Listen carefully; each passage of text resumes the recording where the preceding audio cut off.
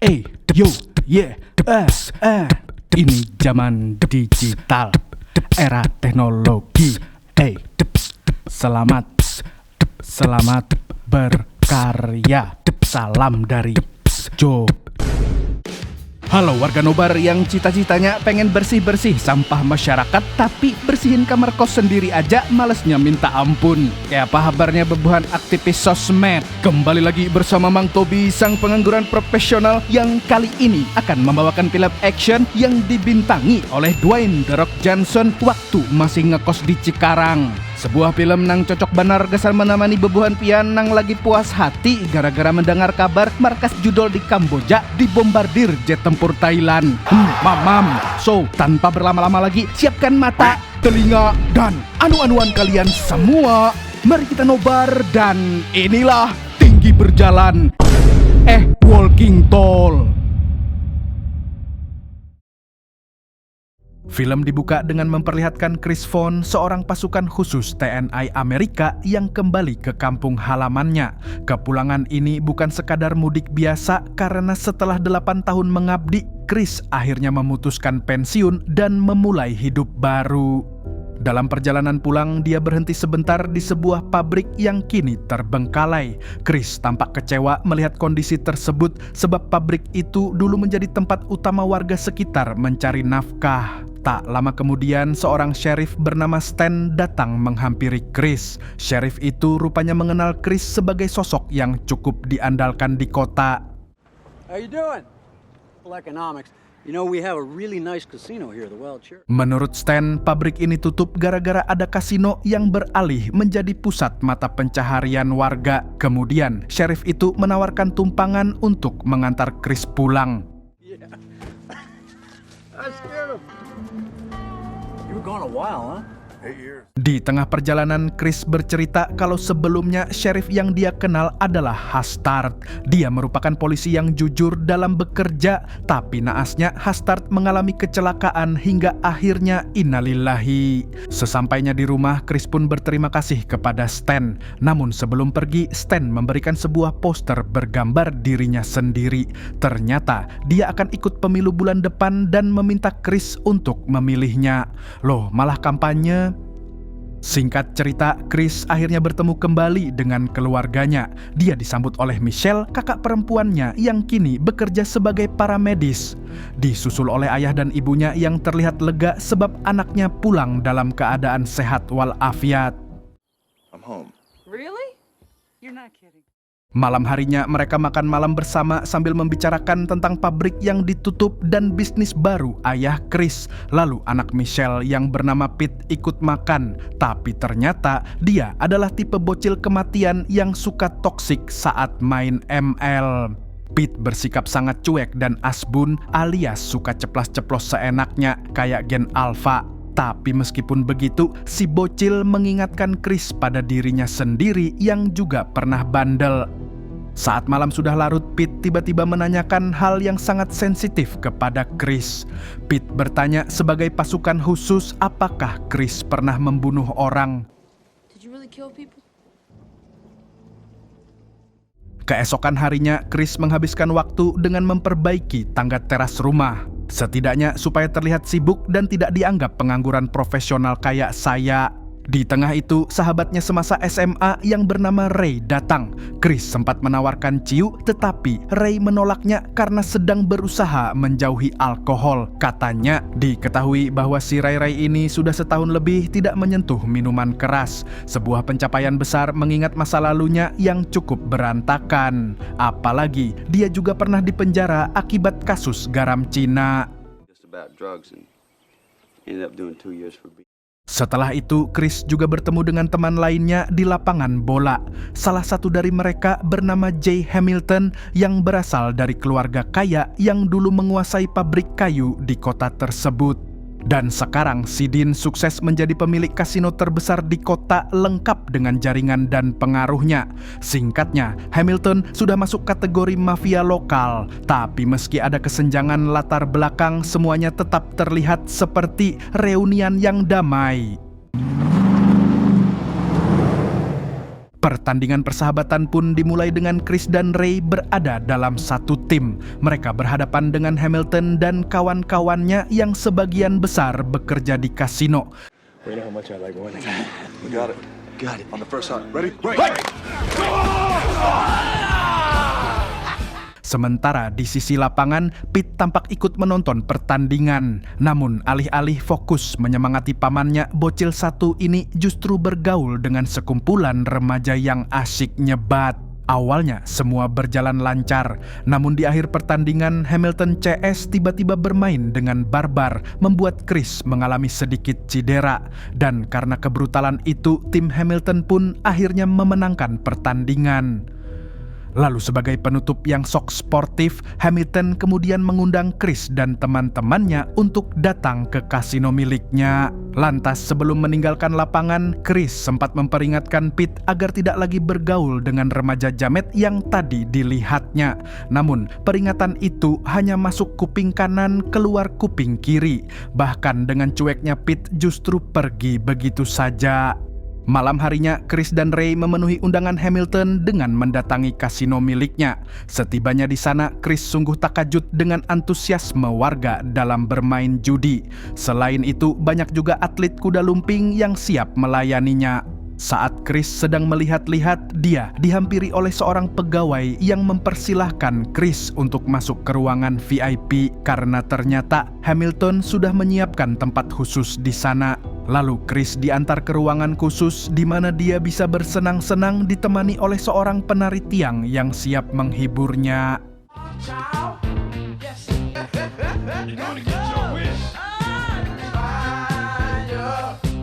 Namun saat Chris memperhatikan lebih saksama, dia mulai menyadari bahwa penari tersebut bukan orang asing. Perempuan itu ternyata adalah Denny, mantan kekasih Chris semasa remaja. Dan ketika penari itu akhirnya menyadari siapa tamu yang sedang dihibur, tanpa basa-basi dia langsung pergi meninggalkan ruangan. Danny. Chris yang masih diliputi rasa penasaran mencoba mencari Denny ke berbagai sudut kasino, tetapi usahanya tidak membuahkan hasil. Karena sudah terlanjur berada di sana, Chris kemudian bergabung dengan Ray di area permainan judi. Di tempat itu, Chris melihat temannya Jimmy sedang ikut bertaruh. Tapi Chris menyadari bahwa bandar yang memimpin permainan bermain curang. Merasa tidak terima, Chris pun mencoba menghentikan permainan agar Jimmy tidak rungkat. Akan tetapi, bandar itu bersikeras bahwa permainannya bersih. Otomatis situasi pun memanas hingga petugas keamanan kasino datang dan baku hantam pun pecah.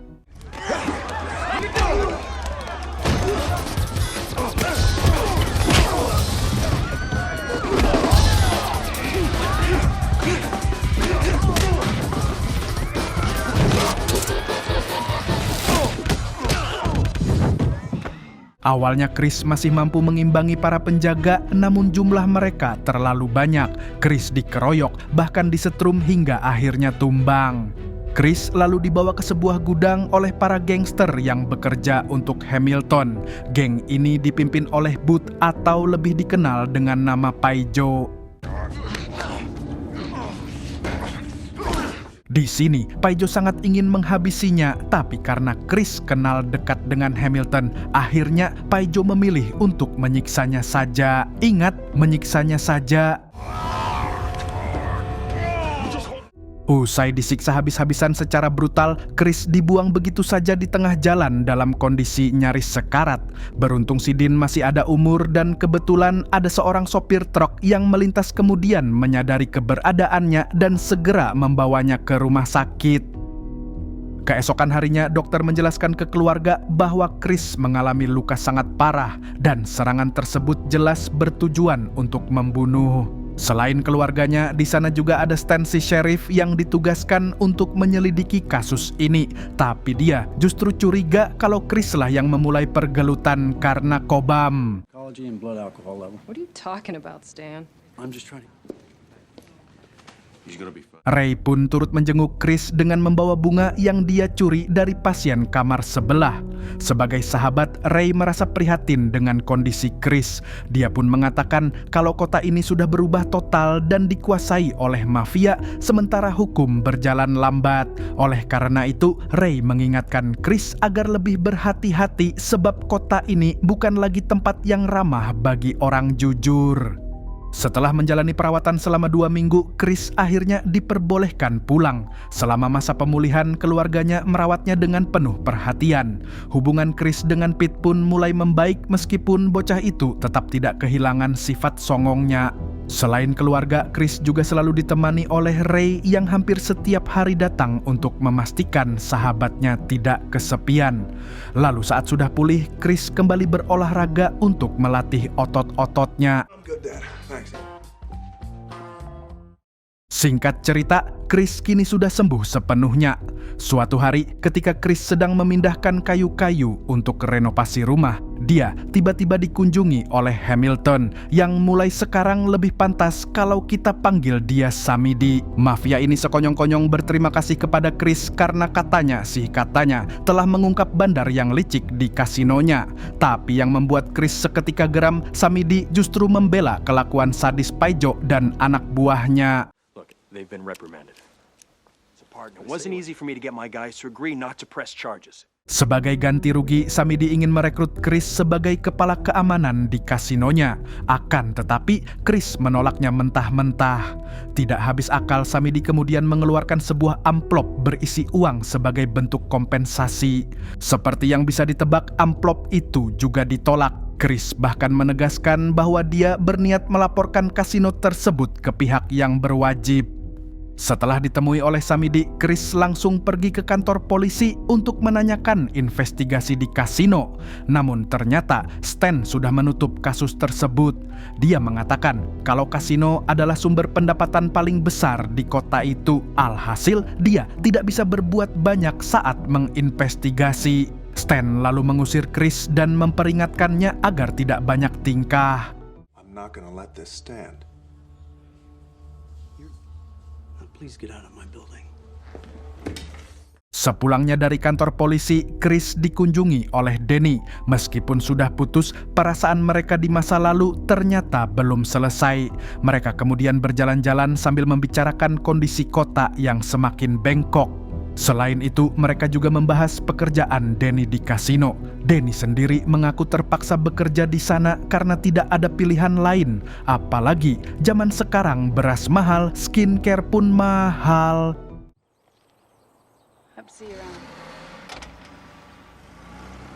Sesaat kemudian, Chris mendapatkan kabar bahwa Pete mengalami overdosis garam Cina. Chris dan keluarganya pun segera menuju lokasi.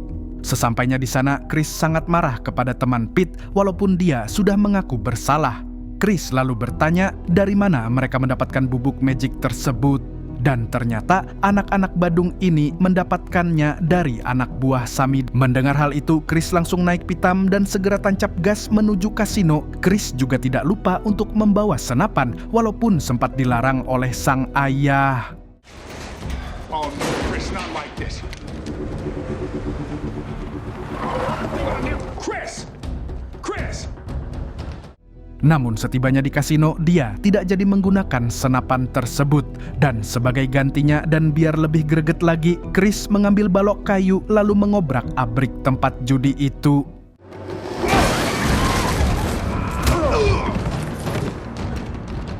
Para gangster kroco bawahan Samidi mencoba menghentikannya, tetapi Chris terus melawan hanya dengan menggunakan balok kayu di genggamannya.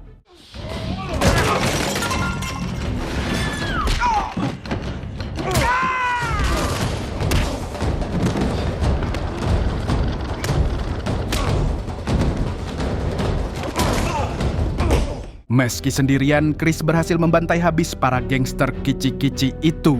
Lalu sebelum pergi dari sana, Chris memberi salam ke Samidi yang memantau dari ruangannya dengan melakukan hal ini. Guess that changes our relationship a bit, huh? Begitu puas melampiaskan amarah, Chris pun segera pergi dari sana. Tapi setelahnya dia dikejar-kejar oleh polisi dan akhirnya ditangkap. Keep your hands up. Get out of the vehicle now, Chris.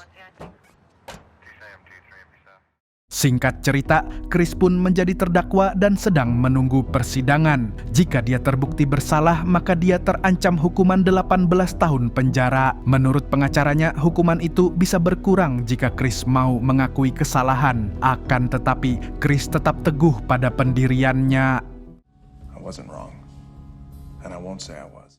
Tak lama kemudian, persidangan akhirnya dimulai. Para saksi berkata bahwa Chris melakukan penyerangan secara brutal. Mereka bahkan menekankan bahwa Chris memiliki kemampuan berbahaya dengan memanfaatkan pelatihan saat masih di militer. Singkatnya, Chris digambarkan bukan sebagai korban, melainkan seorang psikopat yang sangat kejam. So violent. He was a menace, Very dangerous person. military trained. Melihat di situasi ini tidak ada yang bisa dipercaya, Chris pun langsung memecat pengacaranya dan meminta untuk membela dirinya sendiri. Di sini, Chris menyatakan bahwa dirinya tidak bersalah. Dia juga mengingatkan tentang masa lalu kota itu ketika masyarakat masih memegang harga diri dan tidak membiarkan uang kotor mengatur segalanya. Were being sold to kids. Objection. Sustained, Mr. Vaughn. Hakim sempat memperingatkan Chris agar tetap fokus pada perkara. Namun Chris justru memperjelas niatnya dan menyatakan akan mencalonkan diri sebagai sheriff demi membersihkan kota. Untuk memperkuat ucapannya, Chris bahkan menunjukkan bekas lukanya sebagai bukti kekejaman para gangster kasino. That this Objection. never happens to me. Well, you're all charged with contempt. Berkat pembelaan tersebut, akhirnya Chris dinyatakan tidak bersalah. Chris dan keluarganya pun sangat senang dengan keputusan juri. Begitu pula dengan warga yang datang, mereka justru ingin menjadikan Chris sebagai sheriff yang baru. Singkat cerita, Chris memenangkan pemilihan dan bersiap menjalani hari pertamanya sebagai sheriff baru. Dengan menaiki mobil dinas barunya, dia menuju kantor polisi membawa tekad perubahan, hidup perubahan. Hidup Jokowi! Pada hari pertamanya menjabat, Chris langsung memecat Stan dan bawahannya karena merasa mereka semua sudah terkontaminasi. You're all fired. Beberapa saat kemudian, Samidi terlihat melintas dengan mobil mewahnya bersama sang pacar. Di tengah jalan, tiba-tiba Chris menghentikannya dan menilang dengan peringatan terselubung. Tapi Samidi justru meremehkan otoritas baru Chris sebagai sheriff, bahkan sempat mencoba menyuapnya. Tapi tentu saja sebagai si paling juberdil alias jujur, bersih, dan adil, Chris tidak terpancing sedikit pun. Saat hendak pergi, sempat-sempatnya dia menghancurkan lampu belakang mobil Samidi. What's wrong with my taillights? Water, mama. Refeed. Setelah itu, Chris mengunjungi Ray dan memberikan sebuah lencana polisi. Chris ingin mengangkatnya sebagai wakil sheriff agar dia punya orang yang bisa dipercaya. Bukti betapa gampangnya dapat jabatan asal ada ordal. Ray, I need your help. I get to wear a uniform. Tanpa membuang waktu, mereka pun segera menyusun rencana untuk menghancurkan bisnis haram Samidi. Dari hasil penyelidikan, Ray menemukan bahwa barang haram yang beredar memiliki kualitas tinggi seolah diproduksi secara profesional. Hal ini mengarah pada dugaan adanya pabrik yang tersembunyi. Dan hal yang pertama dilakukan adalah memaksa para pecandu agar memberi informasi tentang siapa penjualnya. Setelahnya, mereka baru bisa menggerebek para bandarnya. That's right. Delicacy and precision. Salah satu bandar yang mereka grebek adalah Paijo. Lalu setelah berhasil menangkapnya, Chris dan Ray menemukan sebuah paket mencurigakan yang cukup untuk menekan Paijo agar berbicara. Sementara Paijo diamankan, mereka membongkar mobil kesayangannya agar Paijo merasa tersiksa batinnya.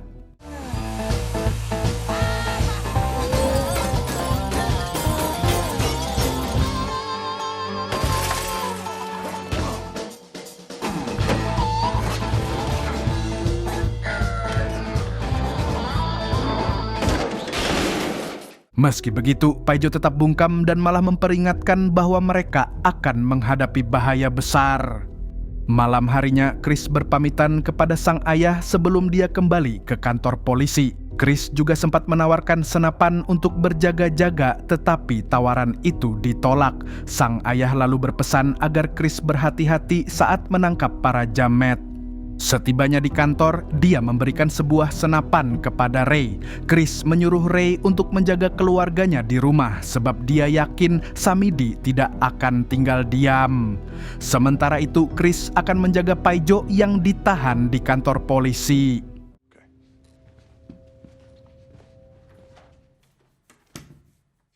Tak berselang lama, Danny mengunjungi Chris dengan membawakan gado-gado dan pecel, tapi bukannya makan, mereka berdua malah mengencrit sampai pagi.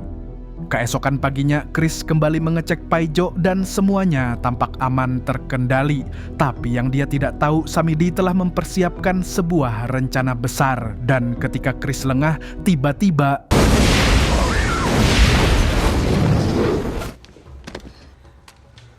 lalu saat Chris hendak mengecek mobilnya yang meledak, tiba-tiba Stan dan anak buah Samidi muncul lalu menembaki mereka dengan membabi buta.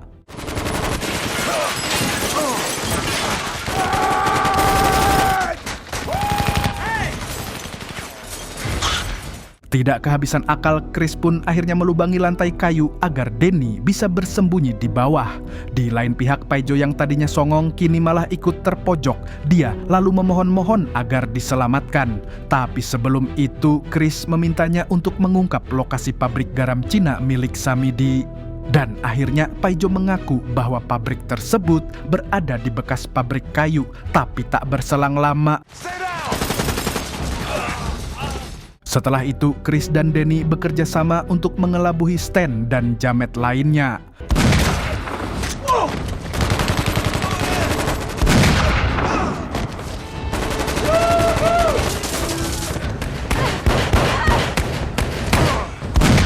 Alhasil, Stan dan kelompoknya pun tewas seketika.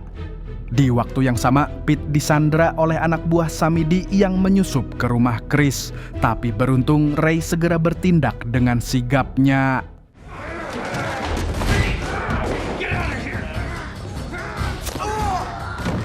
Di sisi lain, keluarga Chris yang lain juga disandra oleh dua jamet lainnya di lantai atas. Mendengar keributan di bawah, salah satu jamet lantas turun untuk memeriksa. Lalu setelah melihat rekannya yang tewas, dia pun segera mencari keberadaan Ray. Dan tak berselang lama,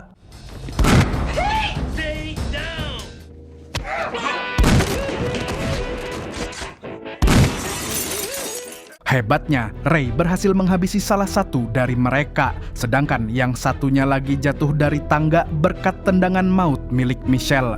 Kemudian, si jamet langsung diserang oleh Ray yang sudah bersiap di lantai bawah.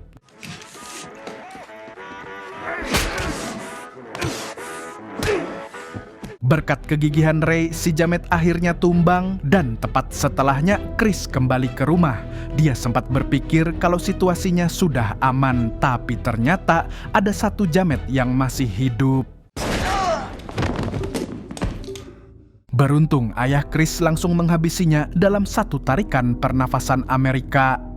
Chris lalu pergi ke pabrik garam Cina milik Samidi karena sudah tidak sabar ingin menangkapnya dengan tangan sendiri.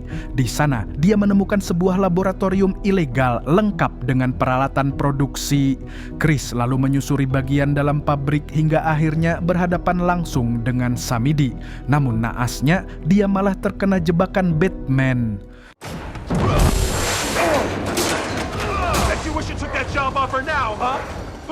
Tentunya Chris tidak menyerah dan berniat melawan balik, tapi malah berakhir jatuh bersama.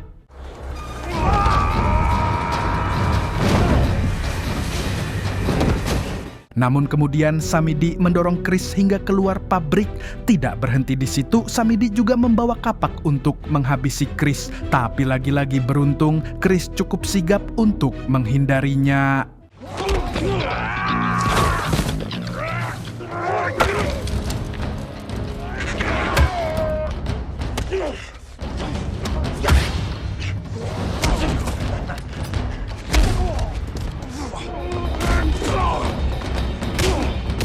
Samidi pun akhirnya terpojok, lalu Chris melakukan ini.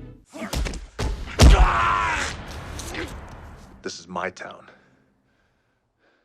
Di akhir film, Chris dan Ray memutuskan untuk menutup kasino milik Samidi. Dengan begitu, mereka bisa mengembalikan kota seperti sedia kala sebelum adanya judi dan garam Cina. Lalu, film pun tamat.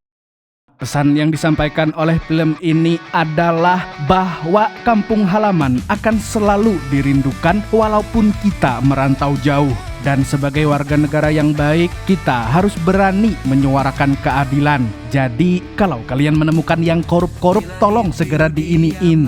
Segitu dulu untuk hari ini. Saya, Tobi, mewakili para pengendara mobil Kijang, mengucapkan sampai jumpa di video selanjutnya. Nah, kalau begitu, Mas Yono, passwordnya dong. Burung gundul pamit dulu.